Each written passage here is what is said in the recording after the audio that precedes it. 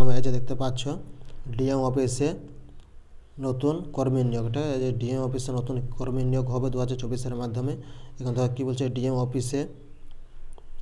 DM অফিসে নতুন চাকরি এপ্রিল মাসে 2024, ডাব্লিউবি গভর্নমেন্ট জব রিক্রুটমেন্ট 2024। ঠিক আছে, পরে আমরা পরবর্তী পেজে চলে যাব। দেখো ডিএম অফিসে চাকরি এবার কী কী যোগ্যতা করছে সেটা আমরা সব আলোচনা করব। দেখো এখানে কী বলছে, ডাব্লিউবি গভর্নমেন্ট জব রিক্রুটমেন্ট 2024 পশ্চিমবঙ্গে চাকরি প্রার্থীদের জন্য বিশাল বড় আপডেট।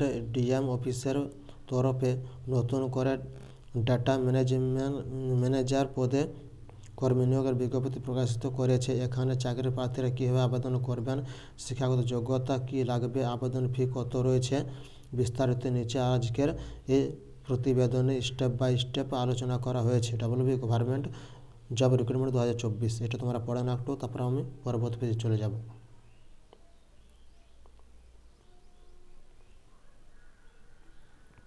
তো এটা বহুত বড় সুযোগ একটা ডিএম অফিসে। ঠিক আছে, এবার আমার পরবর্তী পেজে চলে যাব। পরবর্তী পেজে চলে যাচ্ছি আমরা। দেখো পরবর্তী পেজে কী বলছে, দেখো পদের নাম বলছে এখানে, শিক্ষাগত যোগ্যতা, বয়স সীমা, বেতন ইত্যাদি। তো দেখো না পদের নাম কী বলছে এখানে পদের নাম হচ্ছে ডেটা ম্যানেজার। ঠিক আছে, এখানে ডেটা ম্যানেজার হচ্ছে পদের নাম। ও শিক্ষাগত যোগ্যতা কী বলছে, চাকরি প্রার্থীদের যে কোনো স্বীকৃত বোর্ড থেকে ন্যূনতম গ্র্যাজুয়েট পাস করে থাকতে হবে। দেখো গ্র্যাজুয়েট পাস হতে হবে, অর্থাৎ গ্র্যাজুয়েট হতে হবে যে কোনো শাখা থেকে, হোক বিএ পাস হোক বা কমার্স বা সায়েন্স, যে কোনো ব্যাকগ্রাউন্ড থেকে তোমাদেরকে গ্র্যাজুয়েট হতে হবে। তার পাশাপাশি কম্পিউটার সার্টিফিকেট সহ অভিজ্ঞতা প্রয়োজন রয়েছে কম্পিউটারের কাজে। দেখো তার জন্য কম্পিউটার তোমার 6 মাসের হোক, 1 বছর হোক বা 2 বছর হোক, কোনো অসুবিধা নেই, তোমাদেরকে কম্পিউটার জানতে হবে। 6 মাসের হতে গেলে হবে, কোনো অসুবিধা নেই। এরপরে পরবর্তী আমরা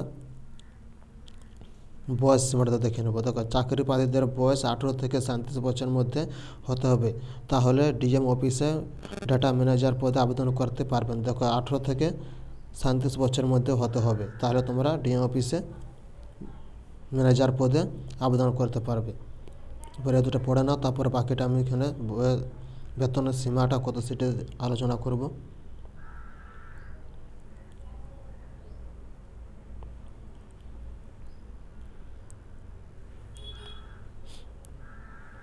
দেখো মানে পরবর্তী পেজ যাচ্ছে। পরবর্তী পেজে কী বলছে, এক বলছে বেতন সীমা কত হচ্ছে। ডিএম অফিসে চাকরি হলে ডাটা ম্যানেজার পদে বেতন প্রতি মাসে 11,000 টাকা। ঠিক আছে, বেতন প্রদান করা হবে চাকরি প্রার্থীদের। বেতন বিষয়ে আরও বিস্তারিত তথ্য সঠিকভাবে জানার জন্য অফিসিয়াল বিজ্ঞপ্তি ফলো করতে পারেন। এরপর এটা তোমরা পড়ে না, এরপরে এটা আমি আলোচনা করছি। নিয়োগ প্রক্রিয়া, এটা পড়ে নাও, এটা আমি আলোচনা করছি। নিয়োগ প্রক্রিয়া কীভাবে হবে, চাকরি প্রার্থীদের প্রথমে লিখিত পরীক্ষা ও কম্পিউটার টেস্ট এবং সর্বশেষে ইন্টারভিউর মাধ্যমে যোগ্য এবং সঠিক প্রার্থীদের নির্বাচন করা হবে। লিখিত পরীক্ষার সিলেবাস বিজ্ঞপ্তি ডাউনলোড করে ভালো করে দেখে নিয়ে পরীক্ষার জন্য প্রস্তুতি নিতে পারেন।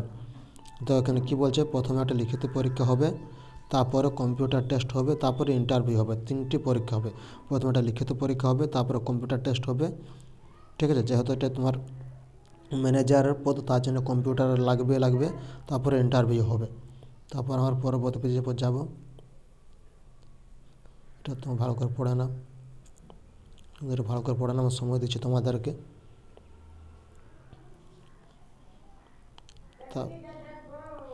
তারপরে দেখো আমরা যাচ্ছি পরবর্তী পেজে।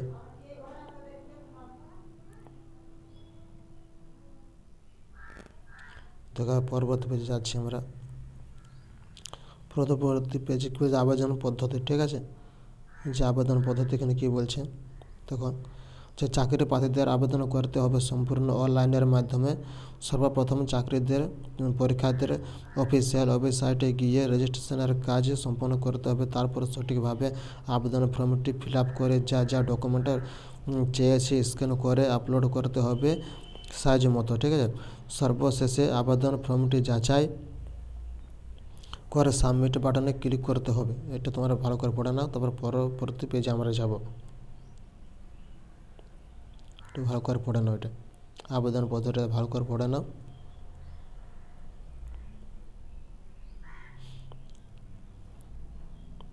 তারপর আমার পরবর্তী পেজে যাব।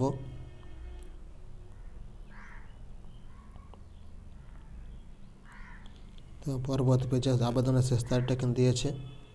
এখানে আবেদনের শেষ তারিখ কত বলছে আগামী 16ই এপ্রিল। ঠিক আছে, 16ই এপ্রিল হচ্ছে শেষ তারিখ। আগামী 16ই এপ্রিল 2024 তারিখ পর্যন্ত চাকরি প্রার্থীরা ডিএমও অফিসে ডেটা ম্যানেজার পদে আবেদন নথিভুক্ত করতে পারবেন। দেখো 16 তারিখ তক এখানে 16 তারিখ তক আছে, এপ্রিলের 16 তারিখ তক এখানে শেষ ডেট আছে। এটা পড়ে নাও তোমরা, 16 তারিখ তক এখানে শেষ ডেট আছে, এপ্রিলের 16 তারিখ।